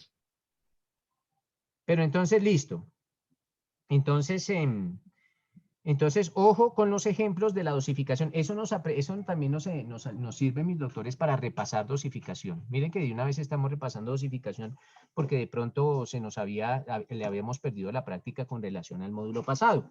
Entonces, en este caso, dice el abogado Diego, porque eso no es cierto, pero el abogado Diego dice que la pena mínima que enfrenta este cliente, la pena mínima que eventualmente enfrentaría es de 144 a 234. Ahora viene lo siguiente. No es cierto lo que dice el abogado Diego, no porque yo lo diga, no, es por lo que lo dice la ley. El abogado Diego, que para cobrar fue muy rápido, pero no para hacer el análisis, indicó que este es un delito agravado. Y nos decía el abogado Diego, el abogado penalista Diego, porque es una penalista, que en este caso, entre victimario y víctima, hay un grado de consanguinidad, porque son cuarto grado. ¿O qué me dijo qué grado de consanguinidad, doctor Diego? Cuarto, que era... Cuarto. Entonces, dígame, ¿quién es la víctima y quién es el victimario? Yo lo dije en los hechos, mire, y venga, lo recordamos en los hechos. Ojo, miremoslo aquí en los hechos, porque eso está claro ahí. Dice, mire, este señor es el procesado. Esperen, les comparto la pantalla para que tengamos claridad al respecto. Este señor es el procesado, Luis David Gutiérrez. Pues no viene al caso el nombre, pero este señor es el procesado. Todo lo tenemos claro, ¿cierto? Tenemos claro que la prima hermana del procesado se encontraba en esa reunión. Pero esta niña no es la prima hermana, esta niña es la hija de la prima hermana, porque ahí dice, la prima hermana se encontraba en la reunión junto con su menor hija. Entonces, esta niña no es prima hermana, esta niña es la hija de la prima hermana. Entonces, la pregunta es, el hijo de mi primo hermano, ¿qué grado de consanguinidad tiene conmigo? Y lo que dice el doctor Diego de Cuarto no es cierto. El hijo de mi primo hermano tiene 5º grado de consanguinidad conmigo. El hijo de mi primo hermano. Mi primo hermano sí tiene 4º grado de consanguinidad, pero el hijo de mi primo hermano no. El hijo de mi primo hermano tiene 5º grado de consanguinidad.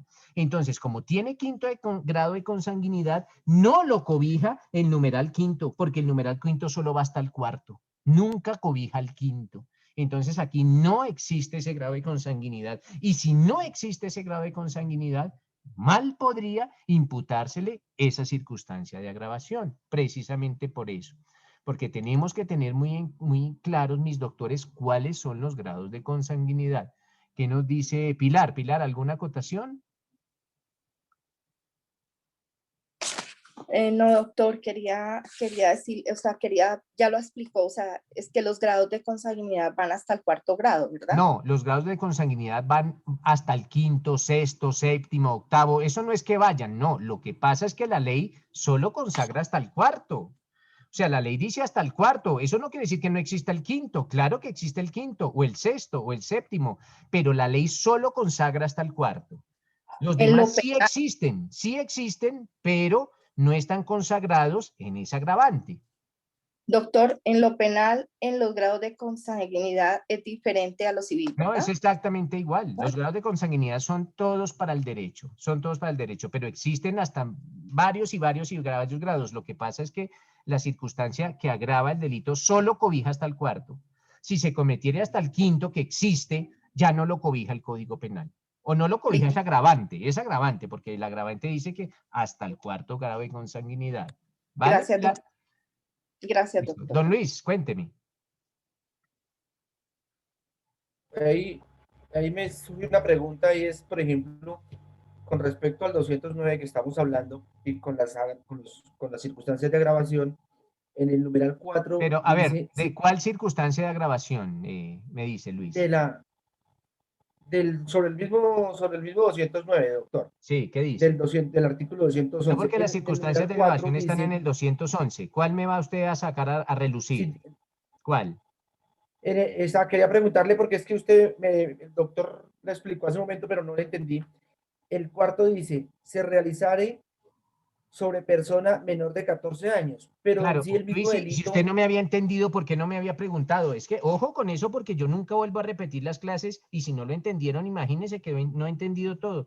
Yo les decía que esa circunstancia de agravación del numeral 4, que tiene que ver con que la víctima sea menor de 14 años, no se aplica ni para el 208 ni para el 209. ¿Por qué? Porque ese 208 y el 209 ya tienen consagrada la circunstancia que la víctima sea menor de 14 años. Entonces no podría decir que le voy a imputar el delito de acto sexual con menor de 14 años agravado porque la víctima es menor de 14 años. No, yo no puedo repetir tanto porque le estaría colocando 2 castigos por lo mismo y eso atentaría contra el non bis in idem. ¿Vale, Luis? Sí, y otra, gracias, esa aclaración. Ajá. Vale, pero entonces, por favor, para ustedes están pagando. Si algo no queda entendido, repítanme y si tienen que preguntar 50 veces, pregunten 50 veces. Eso no tiene nada. A mí no me da ni mal genio que me pregunten 50 veces. Pareciera que me da mal genio, pero no, es que ustedes no me conocen todavía. Yo es que esa es mi forma de ser, pero ustedes están pagando y lo que yo quiero por sobre todo, doctores, por sobre todo, es que ustedes entiendan es que entiendan y digan, profesor, discúlpeme preguntar. No, ningún discúlpeme preguntar. Más bien ustedes serían muy bobitos si no preguntan. Pregunten 50 veces y 50 veces vuelvo y repito, porque lo importante es que esto quede claro. Así no se alcance a cuarto hora, pero que estos temas tan fundamentales sí queden claros, ¿vale? Sí, señor. Gracias, doctor. Listo. Henry, cuéntame, Henry. Buenos días, doctor.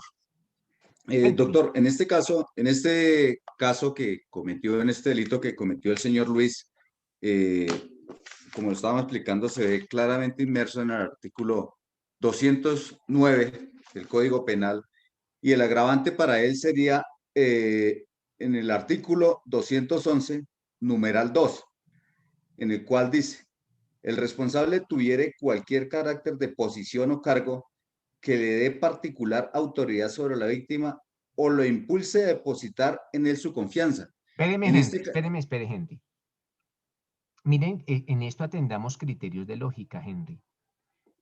¿Usted, Henry, tiene primos hermanos? Sí, doctor. ¿Y esos primos hermanos tienen hijos? Sí, doctor. ¿Usted tiene autoridad sobre esos hijos? Pero la parte, perdón que le... Ojo, la pregunta es dígame sí o dígame no.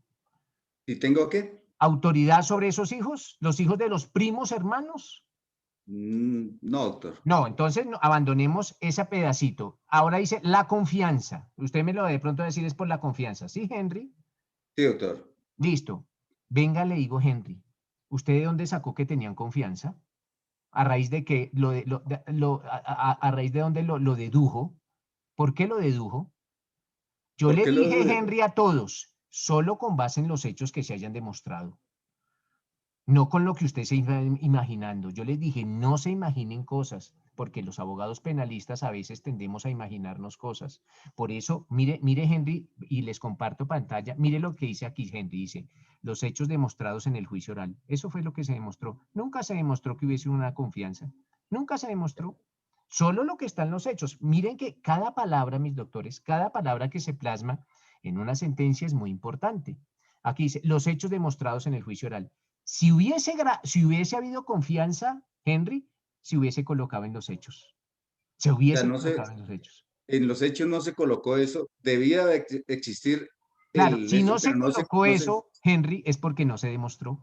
Perfecto. Y si no se demostró, pues el juez no puede condenar con base en hechos que no se demostraron. Perfecto, doctor. Entonces, listo, Henry. Y es bueno tenerlo en cuenta porque lo que dice Henry es, de pronto se puede generar la confianza. No, pero eso no se demostró y la fiscalía tiene la obligación de demostrar todo lo que diga. Nosotros como abogados, cualquier afirmación que realicemos, tenemos que demostrarla. Por eso dice los hechos demostrados. Si hubo una confianza, porque pudo haberla, claro, Henry pudo haberla, pero si la hubo, la fiscalía no la demostró. No la demostró. Y si no la demostró, pues mal haría el juez en condenar con algo en que no se demostró en el juicio. Sí, ahí de pronto lo que tenemos que tener en cuenta es que no nos podemos ir a supuestos. Exactamente. Nunca en derecho penal nos podemos ir a supuestos. Solo lo que se haya demostrado. ¿Vale, Henry? Gracias, doctor. Muy amable. Judith.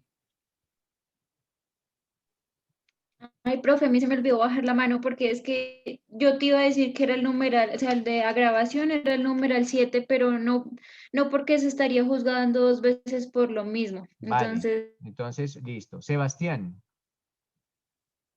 Profe, yo también iba a decir lo mismo. Perfecto, listo, Sebastián, no hay problema. Juan Carlos. Sí, profesor. No, yo solamente le aplicaría ahí el artículo 209, profesor, de actos sexuales. Vale, listo. Con menor de 14 años. Entonces, miren, básicamente, miren lo que pasa. Les voy a decir cómo finaliza la historia porque no puedo acabar la clase sin decirles, ustedes que les gusta ver novelas y les gusta ver cómo finaliza la historia. Mire la fiscalía lo bestia que es, porque es una fiscalía bestia, debe ser que nunca estudió derecho esa fiscalía o se encontró la tarjeta en un tamal. Miren lo que hace la fiscalía, le imputa a esta persona el 208. El 208 dice acceso carnal, y aquí nunca se demostró que hubiese habido un acceso, pero eso la fiscalía bestia hizo eso, y le imputó el 211 numeral quinto, el que inicialmente nos dijo Diego, que parientes. Eso no lo podía hacer la fiscalía. La fiscalía, ¿cómo iba a decir que un acceso? Aquí no accedieron a nadie, le tocaron a la niña la vagina, y tocarle a una niña la vagina no hay ningún acceso. Es un acto. Pero la fiscalía, y aún así, volvió la fiscalía y la embarró, porque en la acusación, que es un acto posterior, volvió y acusó por los mismos hechos. Dice, mire, la acusación se llevó a cabo el 26 de octubre del 2018 y la acusación, la misma, se elevó por los mismos hechos y por el mismo delito. Entonces volvió y la embarró. Volvió y le embarró. Al final del cuento, venga, les cuento qué pasó. Mire, esta es la sentencia.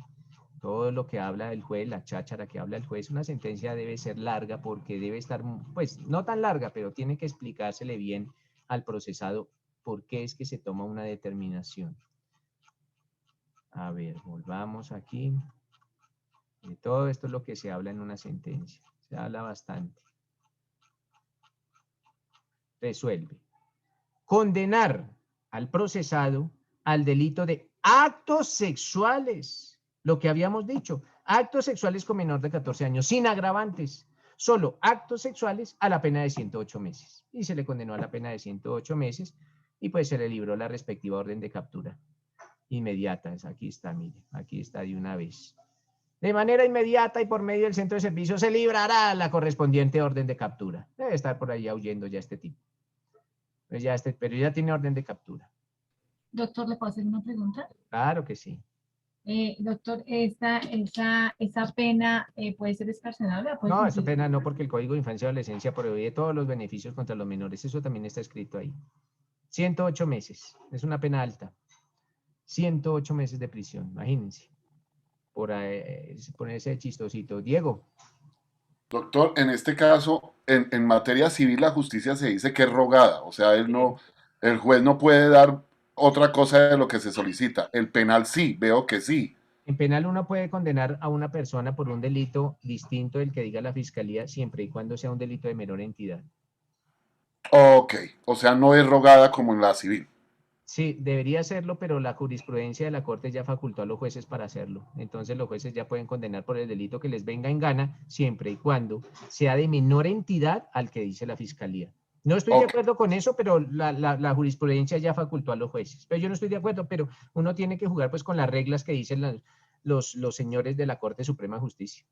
Sí, porque los dota de mucho poder y es, si viene por una cosa y sale por otra, ¿no? Y de hecho para mí, viola el principio de la defensa, porque nótese que a la defensa nunca le dijeron ese delito y a la final lo terminaron condenando por ese delito. Para mí lo hacen, pero allá los magos de la Corte ya dijeron que no, y eso es una posición, eso no es una jurisprudencia, han sido como la jurisprudencia pacífica y reiterada durante los últimos 5 años. Entonces uno no se puede apartar de ellos, porque si no, el que termina en la cárcel es el pobre juez. Entonces, que esas son las reglas con que hay que jugar, indistintamente que estemos de acuerdo. La academia, pero eso de pronto en su procesal penal, la academia sí permite criticar esos aspectos, pero la Corte juega con eso y con esas reglas de juego tenemos que ceñirnos a esas reglas. Gracias, Carlos. doctor. Vale, Juan Carlos. No, profesor, solamente quería como decir que en ese caso el juez actuó con las falencias de la fiscalía, o sea, dio el veredicto con falencias de la fiscalía porque no las tuvo en cuenta, porque la fiscalía le embarra mucho, Juan Carlos. Sí, la fiscalía le embarra mucho y uno como defensor tiene que estar pendiente sobre todo de las embarradas de la fiscalía y aprovecharse de esos hierros, aprovecharse jurídicamente, ¿no? De los hierros que cometa la fiscalía. Claro que sí, Juan Carlos. Muy bien, profe, gracias. Uriel. Sí, para este caso, el juez dictaminó la sentencia en relación solamente al caso del acto sexual, porque como la fiscalía lo acusaba de acceso carnal, hubiera sido una pena altísima. Sí, el juez condena con base en lo que se probó, Uriel, no más, con lo que se probó. Y eso fue lo que se probó, no más. Por eso decían los hechos demostrados en juicio oral, lo que se haya probado. Perfecto, sí, doctor, gracias. Vale, o sea, no es siempre lo que diga la fiscalía, sino lo que logre probar la fiscalía. La fiscalía puede decir hasta misa, pero pruébelo en el juicio y de ahí, de decirlo, aprobarlo, pues hay un trayecto bastante difícil. ¿Qué nos dice Cristian? Profe, buenos días. ¿por qué será que la fiscalía es tan poco diligente para... Hermano, eso sí, ahí sí ya me está preguntando cosas que la verdad yo no sé. ¿Por qué? No sé. Tendría que hablar usted allá con este viejito Barbosa, con ese señor Barbosa que lo único que anda pendiente es Según su enviar. opinión. Pero yo no le puedo dar esa respuesta, hombre, Cristian. Todo político. Bueno, doctores, mañana, por favor, para el examen, que va a ser un caso, necesito que tengan a la mano dos herramientas básicas. La primera, un código penal, y segundo, la Constitución. ¿Listo, mis doctores? Entonces, de una Listo, vez, doctor. pues les indico, por si no la tienen, igual cualquier cosa ahí por los medios magnéticos se puede, pero van a necesitar básicamente la Constitución y el Código Penal. ¿Listo, mis doctores? Listo, doctor, muchísimas gracias. Buen Doctores, día. espero que haya sido de provecho esta Doctor, clase. muchísimas gracias. Que tenga un feliz día. Y Doctor, muy feliz resto de interesante, día. doctor. Bastante Muchas provecho, gracias. doctor. Vale. Muy amable, Sí, doctor. doctor. Buen día. Gracias, doctor. Buen día. Buen día, doctor. Buen día, muchas gracias, doctor. Gracias, profe.